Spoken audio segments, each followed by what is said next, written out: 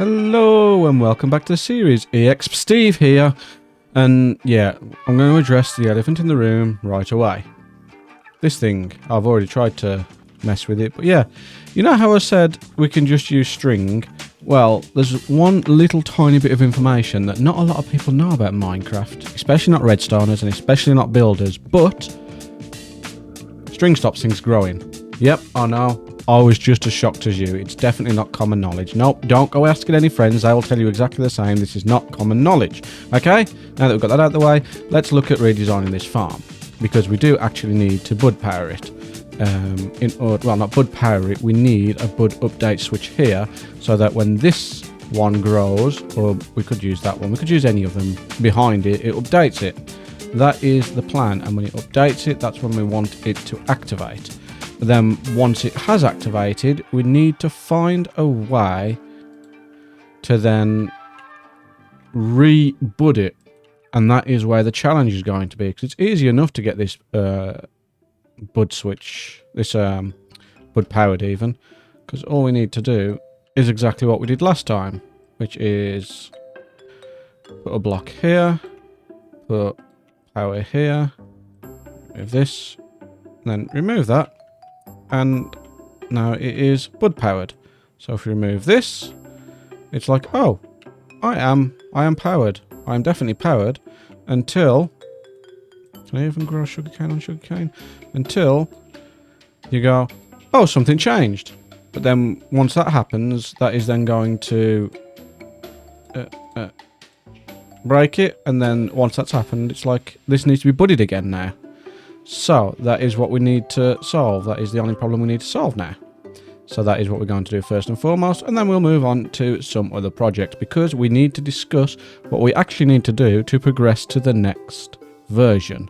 And I'm unsure, I've got a few ideas, but I don't fully know which one I want to commit to. So, let's crack on. We have a working bud update. Not bud update, because it's waiting for an update. Bud switch. So, it's manual at the moment to reset it, but we'll be working on that very soon.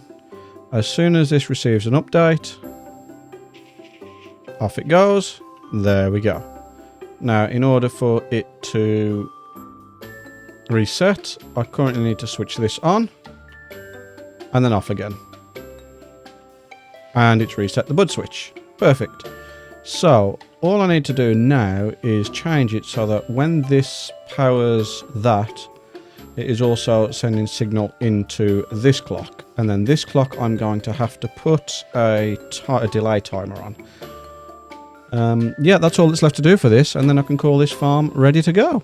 We're set up. It didn't take too much more tinkering, to be honest. But let me explain what is going on. So, it's going to happen a little bit too quick to explain. So, what I'm going to do is let's just remove this clock for now, so I can show you the two parts in unison. We've still got the... no. I'll put this here. That is the manual reset, and I shall show you what is going on. So, when this receives an update, everything gets pushed down and into the water stream. Or so it should be the water stream. We're still going to get a bit of idling, but I'm not too fussed about that. And yeah, so that pushes all them in, and then this is now in a normal state. So the way I get it to function is as it pulls it back after the update, it powers this monostable circuit, which sends a pulse down here to all these pistons. So it gets just one pulse and pulls it right back, just in case we have any issues of locking. It means they can still grow, and I can still just manually sort it if need be. On the other side, it sends a signal up this tower, which first of all goes up to this sticky piston that pushes that block down. And what that block does is quasi-powers this when this block is up. And to get this block up, we've had to add this circuit.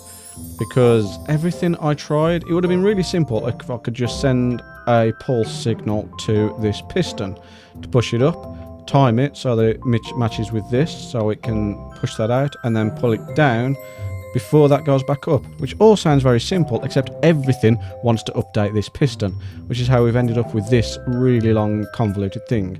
So if I pull this, that pulls that pushes that piston up that we just talked about, while also sending a second signal to that tower up there, so that when I turn it off, that one stays up, that one stays active slightly longer than the other one, allowing this to be quasi-powered and then turn it back into a bud switch. And the way we get it to do it automatically now, rather than having to manually reset it, is from this tower, we then send another signal through to this clock. Well, it's a delay clock with a delay on this repeater by 3. So it will send power into there, and then 3 ticks later, not 3 ticks, sorry, and then after the delay, it'll send it up through this tower to that one.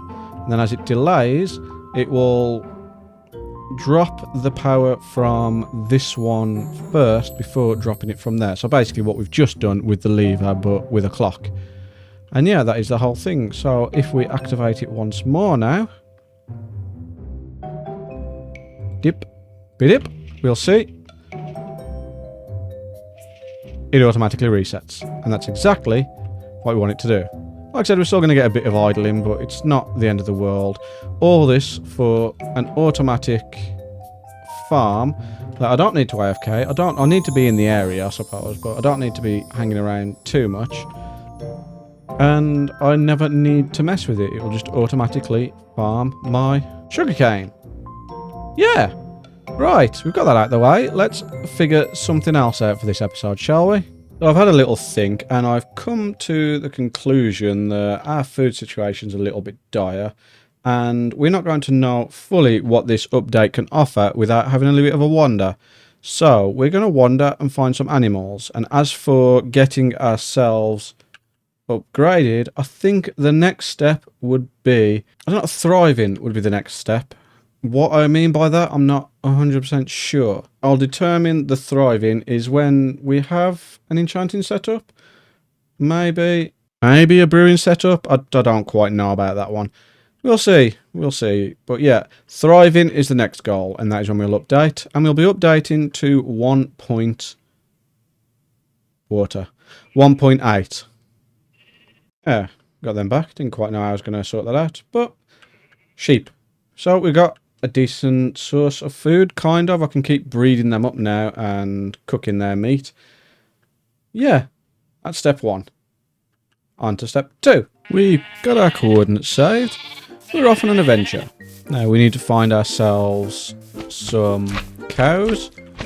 Maybe we take some pigs back, but I don't see the merit in bringing pigs back at the moment. But first and foremost, we want to find a village and anything else interesting along the way. So, we've got 9 bread, we've got a little bit of stuff that should see us there, and we're going to head just in one direction. Hopefully, we'll get there in not too long. Oh, our first new block, I've noticed that these tiger trees, what are they called now? I can't remember what they're called. Spruces. These spruces actually have the spruce. Yeah, so that means we now have all the different wood types in the game. That is fantastic news, actually. And that opens up so much when it comes to building, you will not believe. Or you probably will believe, because it's not actually that outstanding. It's great for me, after having only birch as an option for the past 2 episodes. It's great. Venus rock. I'm gonna mark this down for later. Yeah, this is very useful information. This is. All I wanted was to find a village so I could get some carrots. That is literally my entire reason for doing this, but I'm heading too far out. That's 2 directions now that have been a bust. So I'm going to head back. I'll try the last direction, because I'm pretty confident I know which direction I started my journey at. And if I've got no luck there, then I guess we'll just have to crack on with the building. We got snow though. Well, that was all a bust, so I guess we just move on to doing a building project, which I am going to build myself a brand new barn for all the animals that we're going to collect. So, sheep and cows. basically. So, yeah, I guess I'll montage that and crack on then, shall we?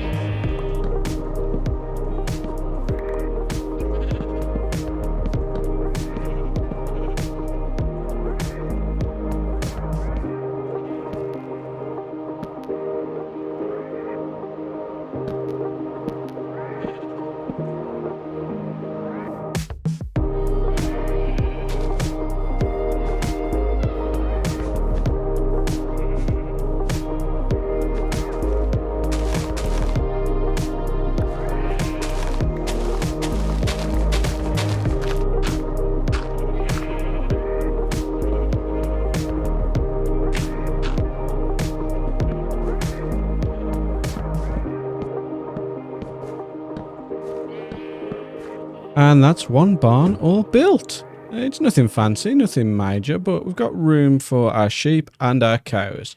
Although the cows I might just put into a cow crusher. I don't know, I haven't decided yet. And I also realised while doing that, well, not just realised, I also added a second circuit on this that doesn't do anything. It does do something, it sends a minecart off, but for some reason, minecarts don't pick up under blocks at the moment, so that's there for future use, but at the moment it does absolutely nothing. But the thing I did realise is this circuit is probably redundant up top, so let's just head up there and test my theory. Because we're sending a pulse up this way, we don't need to send a pulse up this way at all, like under any circumstances, so I can just get rid of this and save a bit of redstone. Yeah. Yeah. Do I need... No, I don't need that one there. Save a block as well. Thank you. So that should be all the circuitry I need. I will just do a quick test just to make sure. Just to give weight to the theory. Once I update this, it should all go back. Perfect. Yeah, it does what it needs to. Brilliant. And with that done, we're going to call an end to the episode. Next week, we should have a definite answer to what is thriving. I'm going to think about it this week and get it all set up. Oh, I didn't show you my wheat field either, did I? Yeah, I set up a wheat field between recordings. So that should feed the sheep and cows quite nicely for the time being. So yeah, we've got a working sugarcane farm, we've got a nice big wheat field, and pretty soon we'll have the animals we need in a barn. What else will there be? An enchanting tower and a brewing tower, which I'll just tack onto this. But for now, I appreciate you all being here, and I'll see you all in the next one. Ta-ra a bit.